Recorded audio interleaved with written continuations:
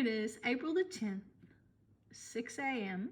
It's the third video I'm doing tonight. They keep sending me this Eddie Murphy video, implying, because I used to like that so much in my 20s, and I used to put it on my page. So what happens is there's a sinister force here, and for 25 years it was using everything I created. It was sending everything to the theater. They got so many things based on my torture. They got Venom based on my torture with the experiments they were conducting. They got Wrong Turn based on the first script I submitted to my writers conference. They got Hostel off a short little synopsis I put at a webpage about people disappearing, trafficked and nobody being missed, and foreigners from all over the world being included. That was when I was first just putting things out there. And then I realized it had repercussions. I realized that fantasy and imagination were still reality, even though this group would put it in Hollywood as fiction. I started to see these people doing all the things in real life that were going into movies, all the real sacrifice, all the torture. And then I realized that if you write, you need to put the truth out, and you need to do nonfiction unless it's like a children's short story to enhance their imagination. Otherwise, you're opening doors. And when you write anything horror, evil, it has an after effect. It brings negativity. It brings monsters. It brings evil. This group started off, I pitched my only agent I ever pitched anything to was Andy Cohen, who later became John Saw's agent. But I did go to this writers conference, and I kept getting invited back again and again. 6 conferences they didn't tell me before I even went to the conference. I'd already got 2 movies off of me just from the John Saw Random House. Blackstone, they call it Diner, where writers can meet. Nobody told me that the government was watching me, because they sent me that song, Somebody's Watching You, at John Saw's Random House site. And then later they sent a cartoon character of someone in a trench coat and started talking to me as somebody, which had the writer's initials and stuff. He called himself, one of them was Jack Sherry, for Jack Sherry Around. I was too naive and young to know what he was talking about. The other one was Author JS. And they were saying they were a secret admirer. And then I would get this person in a trench coat, and they sent the song, Somebody's Watching You. Well, then later, when I went to the conference, John had just released a book, Right Hand of Evil. And in the story, it's about a bloodline that's cursed. Well, then in the story, this woman dies trying to have the devil's baby. Lo and behold, you would never guess they were trying to impregnate me and get me to have the devil's baby. They wanted to. They talked about it. They asked me. So then they did the story Mother based on me. They went and they kind of got a house, resembles mine, off in the distance. And they even had Jennifer Lawrence go to where I grew up in Portland, one of the places. I grew up also off near Churchill Downs. But that's where my main place was. And I had her go visit that place. And they made her supposed to be me in the story. And it's about a cult trying to impregnate a woman with a baby and then kill her. They really wanted to do this to me.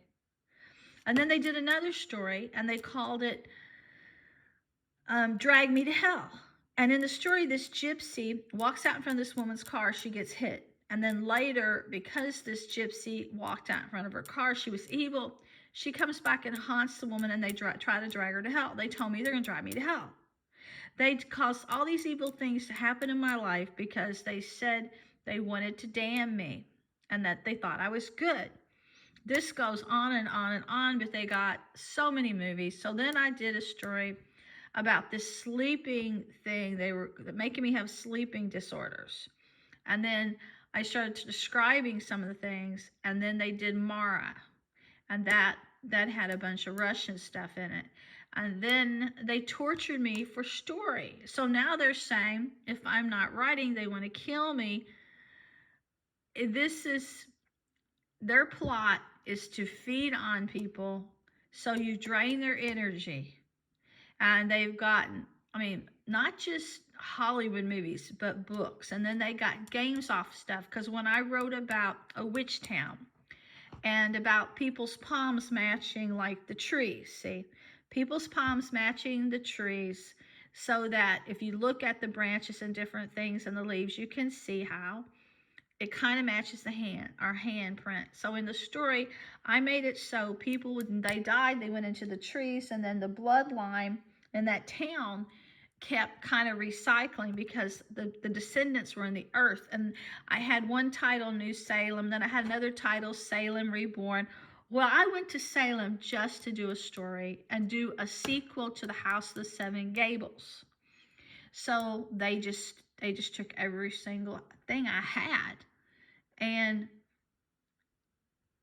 I had like Vonda Hightower and all these cool names of people that were in this coven. And I had like, I'm so tired now, I'm not sleeping. I can norm the names normally off the top of my head, but they thought there was some threat that I should write about trying to give closure to the falsely accused witches. I said the Salem witch trials never really gave us enough history to really put the pieces together, so I'm going to do a sequel, and I'm going to kind of feed history seekers that never really got enough of history centered around the witch trials. Now, I never should have dabbed into that, but I was a very curious person. And this person took an interest in me. And then later, Andy Cohen did a story based on my life, what they were doing to me. He made me Diane Lane's character in the movie Untraceable. The way they were stalking me, the way they were chasing me, the way they were making my electric cars shut down, like in the movie.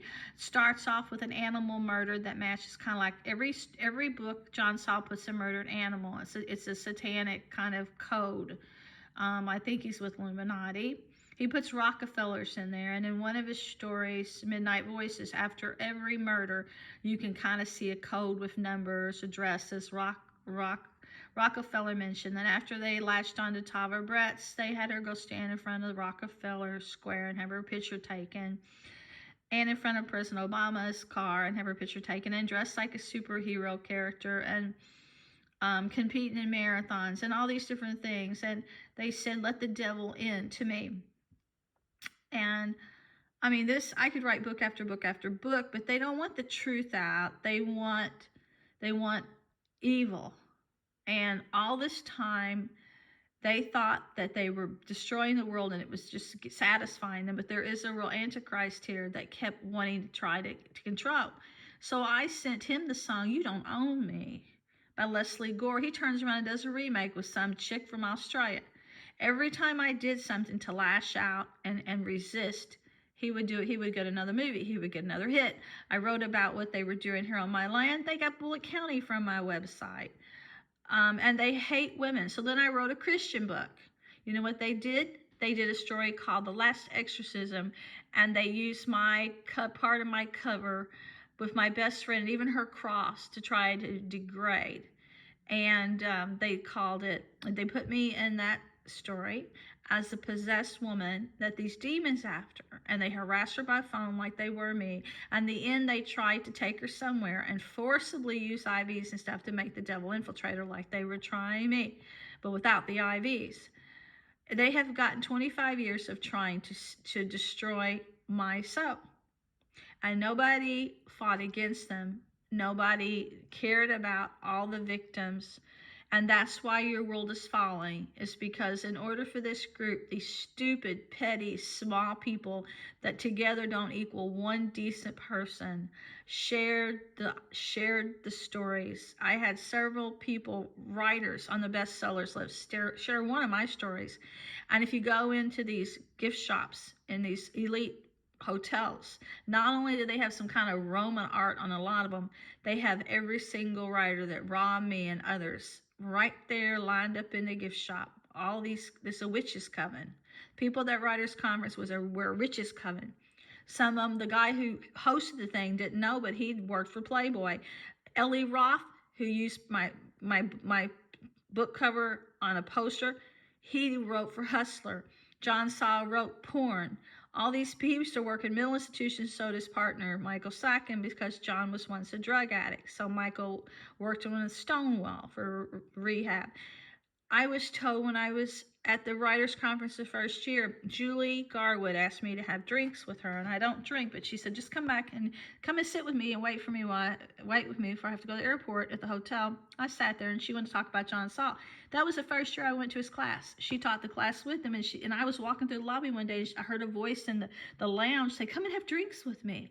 She wanted to get to know me the first year. They took an interest in me before I was ever invited, and I didn't even know. She wanted to tell me how John was heavily into these AIDS funding. He was totally for homosexuals, she said, and that he's pretty much against, she thought he was pretty much against, he's pretty much against Christians, is what was said, and that he's strictly getting all his money to go for AIDS Foundation, things of this nature. Well, he says I'm politically incorrect. He's secretly meeting with people, homosexual people, to go against strikes, and he acts like it's a joke.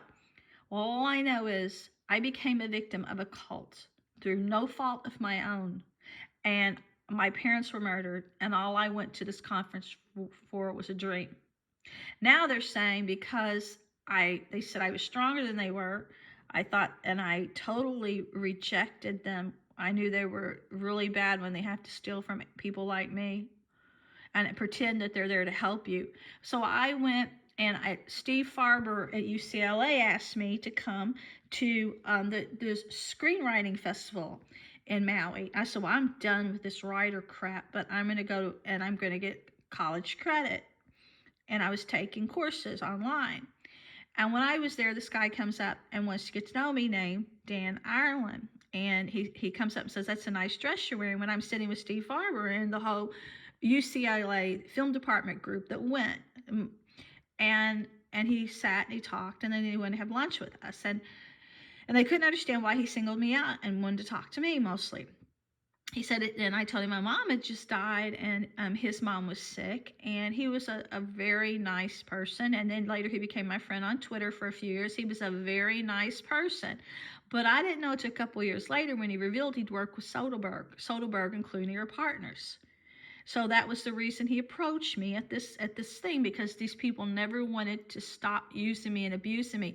So when I realized that I was being robbed and abused, I pursued something else, and they stole my dreams, my pursuit of using my education online that I paid for. They put me in Untraceable, and they put it in a double box set with a face that looks just like mine on Premonition, in the same set where I'm in a tree. And later they said they're going to try to kill me and damn me and put me in a tree just like on Premonition, or make me a butterfly, or put me in a flower. This is what this group is doing. I haven't told you half the horrors. You just don't know how many hits they got off of me. And no matter what I did, no one would take my side except for detectives and people that I hired to come here and prove what was happening. But in the movie Untraceable, I was being stalked for ages, and they would not stop, just like her character. And no matter what I did on my computers and took evidence to the FBI, took evidence to call the CIA, took evidence to Mark Alcock, forensic detectives, took evidence to other detectives in my town. For 2 years, I just wrote every detective agency and law enforcement agency and the FBI week after week after week, and I cloned everything, and I sent it to the Archdiocese in New York, all the evidence. I sent it to the Archdiocese in Chicago. When I was in Las Vegas, I contacted the Archdiocese. I even went to the Vatican after this, trying to get help. I went to the Vatican and tried to let them know what these people were doing. And all in all that happened was Simon Morrison turns up dead, and they're still trying to kill me.